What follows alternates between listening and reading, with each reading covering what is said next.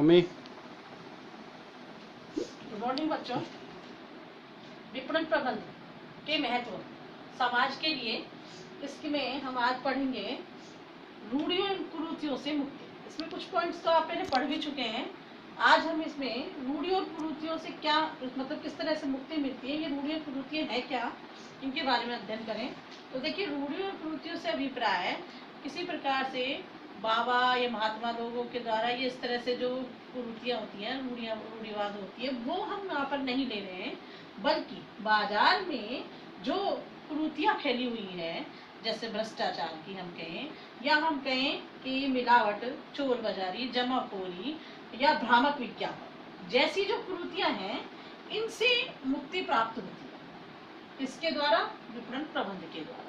यानी कुशल विपणन प्रबंध है तो जो भ्रामक विज्ञापन जो देने वाले विज्ञापक हैं, उनको पर रोक लगती है, या मिलावट पर रोक लगती है, या जमाखोरी पर रोक लगती है, जिसका लाभ समाज को प्राप्त होता है कि उसको कम मिलावट की या साफ सुथरी जो चीजें हैं, या हम कहें कि उनको भ्रामक विज्ञापनों की प्राप्ति नहीं होती है। इस तरह से समाज को उसका लाभ मिलता है। नेक्स्ट है सामाजिक मूल्यों की स्थापना होती है। सामाजिक मूल्यों की स्थापना से अभिप्राय है कि उच्च स्तर का, लोगों का जो स्तर है वो ऊंचा उठता है और वो सही दिशा में सोचना प्रारंभ करते हैं। मिलावट और जैसी जो चीजें हैं ये समाप्त होती हैं, तो लोग दूसरे लोगों के बारे में सोचना प्रारंभ करते हैं।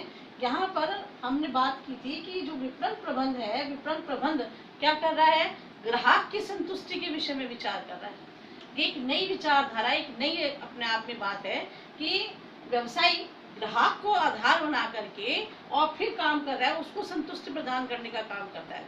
तो ये सामाजिक मूल्यों की स्थापना हो रही है। इस प्रकार से समाज को इसका लाभ मिल रहा है। जिस तरह से हमने और पहले लाभ हमने पढ़े हैं कि समाज को लाभ, ग्राहकों को लाभ, व्यवसायियों को लाभ, उसी में ही एक अगला हमारा टॉपिक आता है, राष्ट्र को भी इसका महत्व है विपणन प्रबंध का।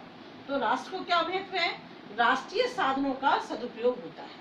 राष्ट्र में जितने भी हमारे संसाधन हैं, जो भी चीजें हैं, उन चीजों का सदुपयोग हो रहा है।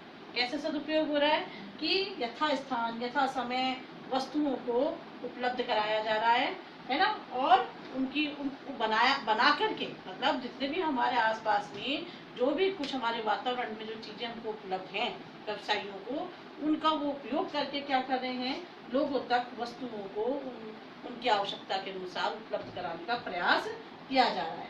यानी कि जब ये उनको साधनों का ये उपयोग कर रहे हैं व्यवसाय, तो रोजगार में भी वृद्धि हो रही है, उन मानवीय संसाधनों का भी उपयोग हो रहा है, और आसपास के वातावरण में जो भी और दूसरे भौतिक संसाधन हैं, उनका भी उपयोग हो रहा है। तो राष्ट्रीय साधनों का उपयोग हो रहा है। मंदी में सुरक्षा।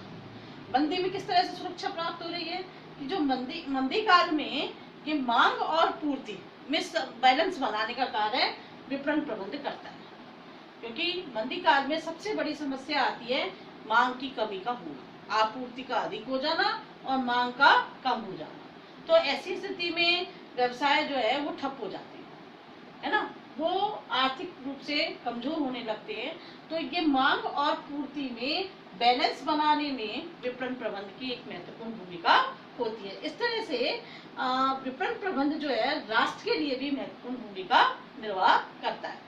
तो बच्चों, आज जो हमने ये 4 बिंदु पढ़े हैं, इसी में ही और कुछ बिंदु राष्ट्र के लिए महत्व में हैं, जिनको मैं अगले लेक्चर में आपको समझाऊंगी।